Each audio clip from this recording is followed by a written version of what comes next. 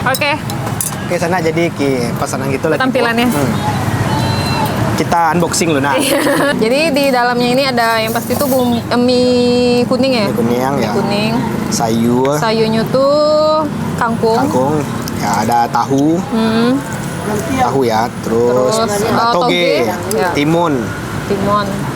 Dan yang pasti kuah kacang. Bismillahirrahmanirrahim.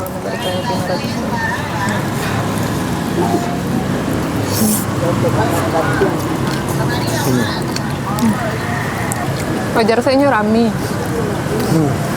Wajar saya apa tadi dari Indaruang. Iya. Balik rotek ke kemari. Rasa suapan pertama itu memang pas masuk tuh bumbu itu pakai gue rasanya asamnya itu terasa. Al itu namanya itu. Cukup dalam mulut gue sedih. Nah dan niko dek pade. Jadi memang selera wak pade. Dan mantap bana gua. Dan di situ kok tidak hanya lotek. Jadi ada gado-gado bagai.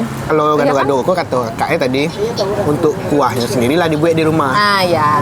Kalau lotek langsung di jalan. Karena kalau di Karajon Disco kedua-dua nak kerja le doh. Tuh.